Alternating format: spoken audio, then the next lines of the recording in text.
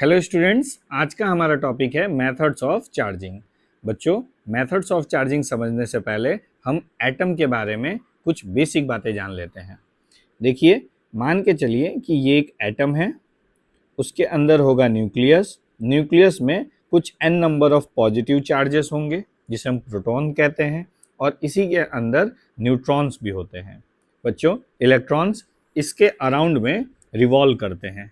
Okay, सो electrons sales के अंदर revolve करते हैं। अगर हम किसी एटम की बात करें तो जितने नंबर ऑफ पॉजिटिव चार्जेस होते हैं बच्चों, उतने ही नंबर में नेगेटिव चार्जेस होते हैं। इसका मतलब एटम खुद के अंदर इलेक्ट्रिकली न्यूट्रल होता है। एटम इलेक्ट्रिकली न्यूट्रल होता है। अगर मैं किसी मैटर की बात करूं, एक बल्क मैटर जिसमें एटम्स की संख्या कई बिलियंस हैं, है ना, बहुत सारे एटम्स होते हैं बेटा, हर एटम खुद के अंदर इलेक्ट्रिकली न्यूट्रल है। इस वजह से हम कह सकते हैं कि एक, अगर हम किसी मैटर को कंसीडर करें तो मैटर इन बल्क इलेक्ट्रिकली क्या होगा? Neutral. Okay, atom in bulk electrically neutral होंगे, उसमें n नंबर ऑफ एटम्स होंगे, सब में जितने पॉजिटिव चार्ज होंगे उतने ही नेगेटिव चार्जेस होंगे। ठीक है, आई होप आपको इतना क्लियर होगा। अब देखिए, होता क्या है जब आप किसी मैटर को रब करते हैं। सपोज आपने एक बॉडी कंसीडर कर ली, ये एक बॉडी है और आपने इसको रब किया। बेटा, रब करने से क्या होता है कि इसमें कुछ फ्री इलेक्ट्रॉन्स होते हैं। अच्छा, फ्री इलेक्ट्रॉन किसे कहते हैं? बच्चों, एटम के आउटर मोस्ट सेल में जो इलेक्ट्रॉन होते हैं वो न्यूक्लियस से लूजली बाउंडेड होते हैं। कैसे? मान के चलिए कि ये एक एटम है, उसके कुछ हमने दो सेल बना लिए। सपोज यहाँ सेंटर में न्यूक्लियस है। अब पोजीशन नंबर P और पोजीशन नंबर Q पे अगर दो इलेक्ट्रॉन रखे हैं तो ऐसे में न्यूक्लियस से P की दूरी और न्यूक्लियस से Q की दूरी अलग अलग है। Q वाला जो पार्टिकल है वह न्यूक्लियस से ज़्यादा दूरी पे है, तो उस पे लगने वाला जो इलेक्ट्रोस्टैटिक फोर्स होगा वह कम होगा। इसका मतलब Q वाला जो पार्टिकल है वह न्यूक्लियस से लूजली बाउंडेड है। ओके, सो हम ध्यान रखेंगे आउटर मोस्ट सेल के जो इलेक्ट्रॉन्स होते हैं वो लूजली बाउंडेड होते हैं। और प्यारे बच्चों, ध्यान रखेंगे लूजली बाउंडेड इलेक्ट्रॉन्स ही चार्जिंग में कंट्रीब्यूशन करते हैं। ठीक है, सो जो आउटर सेल के लूजली बाउंडेड इलेक्ट्रॉन्स हैं, जो न्यूक्लियस से लूजली बाउंडेड हैं, उनको निकालने के लिए, उनको आउटर सेल से रिमूव करने के लिए हमें एक एनर्जी खर्च करनी पड़ती है। उसे हम कहते हैं वर्क फंक्शन। ठीक है, ये क्लास 11th की केमिस्ट्री में आपने पढ़ा होगा। What is work function? It is the amount of energy require to just remove the electron from outer surface of any body. ठीक है, मतलब मिनिमम कितना हमको एनर्जी खर्च करना पड़ेगा, दैट इज वर्क फंक्शन एक इलेक्ट्रॉन को। अब बताइए, एक बॉडी आप कंसीडर कीजिए जिसका वर्क फंक्शन हाई हो। मान लीजिए, देखिए वर्क फंक्शन को हम लेट्स से फाई से डिनोट करते हैं। एक ऐसा बॉडी है जिसका वर्क फंक्शन हाई है, बॉडी नंबर A, और एक ऐसा बॉडी है जिसका वर्क फंक्शन लो है, बॉडी नंबर B। अब इन दोनों को आपस में अगर आप रब करेंगे, आपस में आप रबिंग करेंगे तो क्या होगा बच्चों? तो देखिए, जिसका वर्क फंक्शन हाई होगा उसमें से इलेक्ट्रॉन को निकालने के लिए आपको ज़्यादा एनर्जी की ज़रूरत पड़ेगी, और जिस मैटर का वर्क फंक्शन कम होगा उसमें से इलेक्ट्रॉन को लिबरेट करने के लिए, बाहर निकालने के लिए कम एनर्जी खर्च करनी पड़ेगी। तो मान के चलिए मैटर A और मैटर B को जब आप रब करते हैं तो कम एनर्जी किस में लगेगी? तो बच्चों, इसमें से इलेक्ट्रॉन को निकालने के लिए कम एनर्जी की जरूरत पड़ेगी मैटर नंबर B में, जिसका वर्क फंक्शन कम है। मतलब अगर A और B को हम रब करते हैं, A को B के साथ हम रब करते हैं, तो इलेक्ट्रॉन कहाँ से ट्रांसफर होगा? कौन सा ऐसा मैटर है जो इलेक्ट्रॉन को लूज करेगा? ऐसा मैटर इलेक्ट्रॉन को लूज करेगा जिसमें इलेक्ट्रॉन लूजली बाउंडेड होंगे, जिसका वर्क फंक्शन कम होगा। सो हम यहाँ देख सकते हैं कि इलेक्ट्रॉन का transfer low work function to high work function की तरफ होता है। High work function, clear? Electrons कहाँ से कहाँ ट्रांसफर होंगे? लो वर्क फंक्शन से हाई वर्क फंक्शन की तरफ। लो वर्क फंक्शन का क्या मतलब होता है बच्चों? Electrons are less bounded, and high work function मतलब electrons are tightly bounded, strongly bounded to nucleus.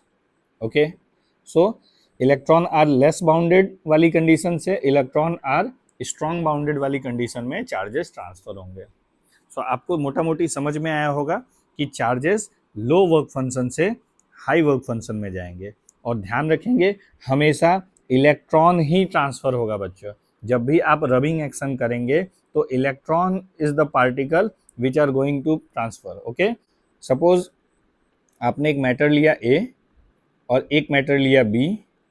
अब इनमें कोई भी एक्सचेंज हो, कोई भी एक्सचेंज ए से बी या बी से A, only electrons are transferred. Okay, इस चीज को आप याद रखेंगे। Protons are not going to transfer, not transferred. Okay, देखिए बच्चों, अगर हम किसी एक एटम को रिप्रेजेंट करते हैं तो उसके न्यूक्लियस में एक पॉजिटिव चार्ज और इलेक्ट्रॉन को रिवॉल्व होता हुआ दिखाते हैं। बट प्यारे बच्चों, अगर मैं किसी मैटर की बात करूं, सपोज ये कोई मैटर है, ठीक है, अब इसमें तो एक एटम होगा नहीं, इसमें तो n नंबर ऑफ एटम्स होंगे। तो ऐसे केस में हम क्या बताते हैं, कुछ साइड्स बताते हैं, जैसे positive negative, positive negative, positive negative, इस तरीके से हम बताते हैं कि ये इस तरीके से अरेंज है। ओके, एटम्स बहुत छोटे होते हैं, एक बल्क मैटर है जिसके अंदर पॉजिटिव नेगेटिव इस तरीके से अरेंज है। ओके, और अभी अभी आपने सीखा है कि सिर्फ इलेक्ट्रॉन्स ही ट्रांसफर होते हैं। सो मान के चलिए मैं कोई एक ऐसा रॉड लेके आता हूँ जो नेगेटिवली चार्ज हो। कैसा चार्ज हो? नेगेटिवली चार्ज हो। नेगेटिवली चार्ज रॉड लेके आ रहा हूँ, बताइए बच्चों क्या होगा? तो नेगेटिव चार्ज उसके पास जब भी आएगा, इसमें जितने भी नेगेटिव चार्जेस होंगे, देखिए नेगेटिव चार्जेस लूजली बाउंडेड होते हैं, तो नेगेटिव चार्जेस क्या होंगे? इस इलेक्ट्रॉन्स की वजह से रिपेल होने लगेंगे, इस रॉड की वजह से रिपेल होने लगेंगे और नेगेटिव चार्ज एक दूसरे साइड पे चले जाएंगे, बट पॉजिटिव चार्ज मूव नहीं होंगे। ओके, ध्यान रखेंगे पॉजिटिव चार्ज का मोशन नहीं होगा। तो रिजल्ट आपको कुछ ऐसा देखने को मिलेगा, ये रहा आपका बॉडी, पॉजिटिव चार्जेस अपनी साइड पे ही रहेंगे, पॉजिटिव चार्जेस अपनी साइड पे ही रहने वाले हैं, बट जितने भी इलेक्ट्रॉन हैं वो रिपेल होके एक साइड आ जाएंगे। ओके, सो आप इसमें एक ऐसा लोकल रीजन देखेंगे जिसके अंदर इलेक्ट्रॉन्स के कंसंट्रेशन ज़्यादा है।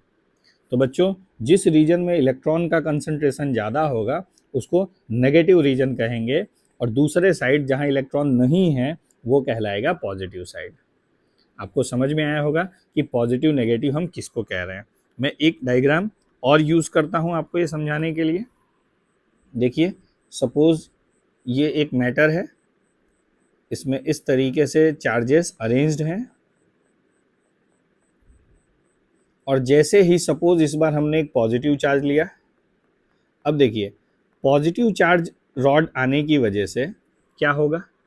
क्या ये पॉजिटिव नेगेटिव को अट्रैक्ट करेंगे? यस। क्या ये पॉजिटिव पॉजिटिव को रिपेल करेंगे? बच्चों, रिपेल करने की कोशिश करेंगे बट रिपेल नहीं कर सकते, क्योंकि पॉजिटिव चार्जेस वहाँ से अपनी जगह से इतना ज़्यादा मूव नहीं होंगे। वो लोकलाइज्ड डिस्प्लेसमेंट जरूर कर सकते हैं, बट उनका ट्रांसपोर्ट एक लोकेशन से दूसरे लोकेशन में नहीं होगा। तो ऐसे केस में कैसे यहाँ प्रोसेस होगा? तो देखिए, जैसे ही ये रॉड इनके पास में आएगा, यह जो आपके पास एक मैटर दिख रहा है, पॉजिटिव चार्जेस तो वहीं रहेंगे, पॉजिटिव चार्जेस वहीं रहेंगे, नेगेटिव चार्जेस जितने हैं वह पास में आ जाएंगे। ओके, सो इस रीजन में आप देखिए, अगर मैं ऐसे डिवाइड करूं, लेट्स से पार्ट 2 और पार्ट 1, पार्ट 1 में नेगेटिव चार्जेस की संख्या ज़्यादा है, तो पार्ट 1 क्या कहलाएगा बेटा? नेगेटिवली चार्ज पार्ट, और पार्ट 2 क्या कहलाएगा? Positively charge part. ओके, जिसको बुक्स में इस तरीके से दिखाया जाता है कि अगर कोई भी पॉजिटिव चार्ज रॉड आएगा तो सारे पॉजिटिव क्या होंगे? रिपेल्स हो जाएंगे, और नेगेटिव एक तरफ आएगा। बच्चों ध्यान रखना, यह अरेंजमेंट एक्चुअल में नहीं होता है, ये सिर्फ रिप्रेजेंटेशन के लिए शो किया जाता है। अगर आप इसको एग्जाम में शो करेंगे तो ओके, कोई दिक्कत नहीं, कट नहीं होगा। बट ध्यान रखेंगे कि पॉजिटिव चार्जेस अपनी लोकेशन को चेंज नहीं करते, ओनली नेगेटिव चार्जेस ही मूव करते हैं। ओके, आई होप आपको इतना समझ में आया होगा। चलिए हम मेथड ऑफ चार्जिंग में आगे बढ़ते हैं और कंडक्शन मेथड की स्टडी करते हैं। देखिए, charging by conduction.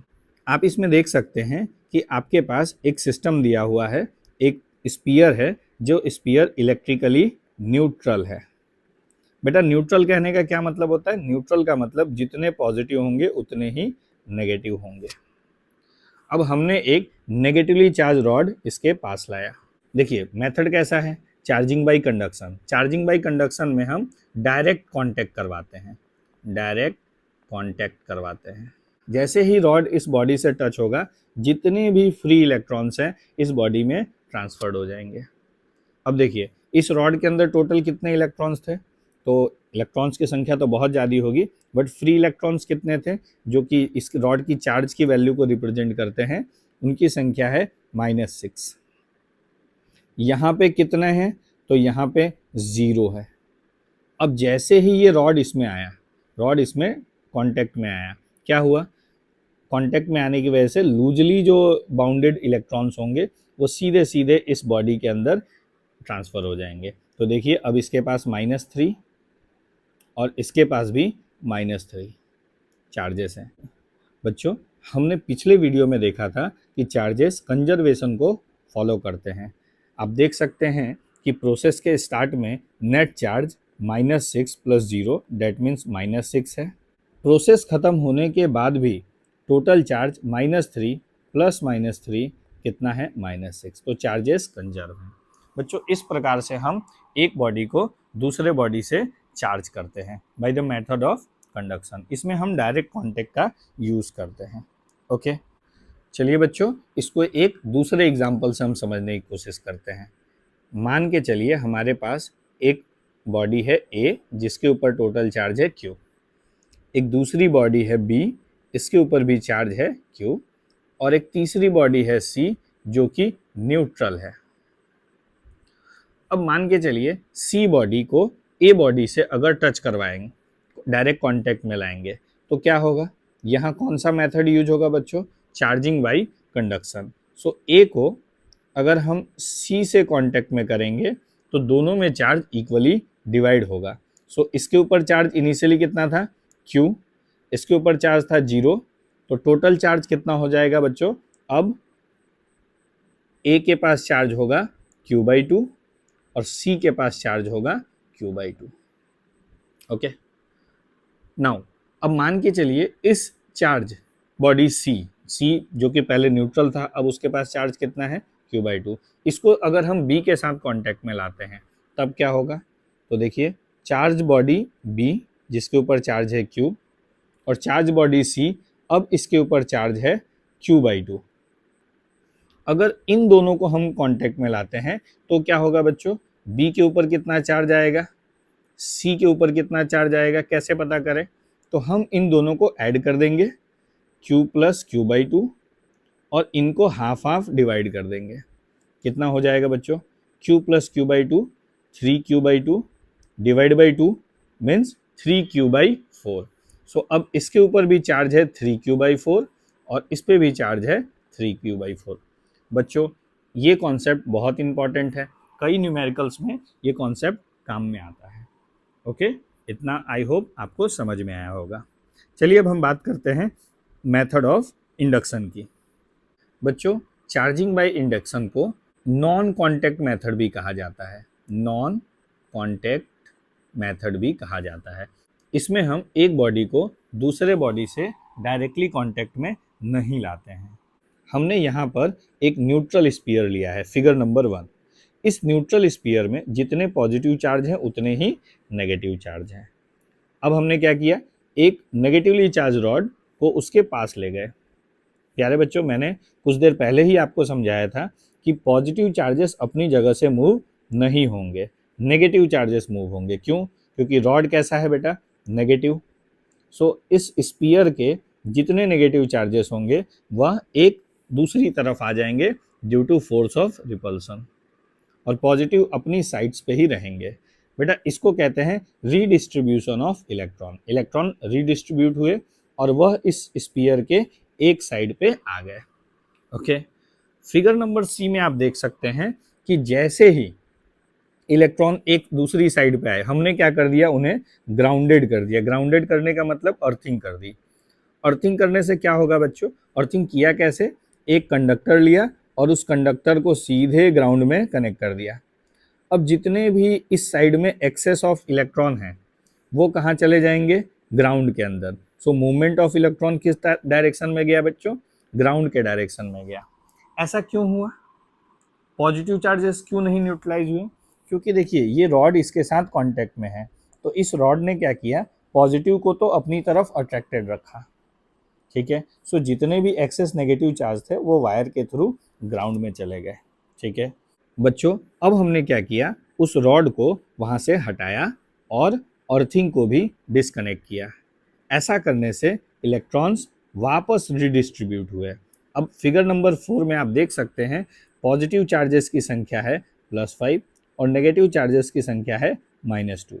So net charge कितना है बच्चों, +3। ओके, सो ये था method of charging by induction. इसको टेम्पररी इलेक्ट्रिफिकेशन का मेथड क्यों कहा जाता है, इसे भी हम समझ लेते हैं। कई बार इसको टेम्पररी मेथड ऑफ चार्जिंग भी कहते हैं। मान के चलिए एक बॉडी है जिसमें कुछ पॉजिटिव चार्जेस हैं और उतने ही नेगेटिव चार्जेस हैं। अब जैसे ही आप क्या करेंगे, एक नेगेटिवली चार्ज रॉड को इसके पास लाएंगे, आप देखेंगे जितने भी नेगेटिव चार्ज होंगे वो वहाँ से हट जाएंगे, अलग एक साइड पे रिपेल होके आ जाएंगे, और पॉजिटिव चार्जेस अपनी जगह पे वहीं स्टिक रहेंगे और रॉड आपका इस तरीके से अपीयर होगा। अब ये टेम्पररी क्यों है, देखिए चार्जेस पोलराइज तो हो गए, इस बॉडी के अंदर दो पोल बन चुके हैं, लेफ्ट साइड में पॉजिटिव चार्जेस और राइट साइड में एक्सेस ऑफ नेगेटिव चार्जेस।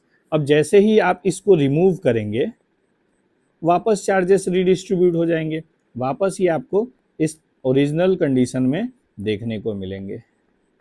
बच्चों इसी को हम कहते हैं temporary method of electrification. I hope आपको चार्जिंग बाय इंडक्शन और चार्जिंग बाय कंडक्शन समझ में आया होगा। चलिए बच्चों, अब हम बात करते हैं गोल्ड लीफ इलेक्ट्रोस्कोप के बारे में। बेटा गोल्ड लीफ इलेक्ट्रोस्कोप एक ऐसा इंस्ट्रूमेंट है जो बताता है कि एक बॉडी के ऊपर चार्ज है या नहीं, मतलब it is use to detect charge of the body, whether a body is charge और अनचार्ज। बच्चों इसमें गोल्ड लीफ हमने यूज़ किया है। गोल्ड क्यों यूज़ किया है, क्योंकि गोल्ड मोस्ट मिलिएबल मटेरियल होता है, आप इससे पतली से पतली सीट बना सकते हैं। आप चाहें तो इसके अलावा कोई दूसरी भी लीफ ले सकते हैं। ओके, चलिए देखते हैं काम कैसे करता है।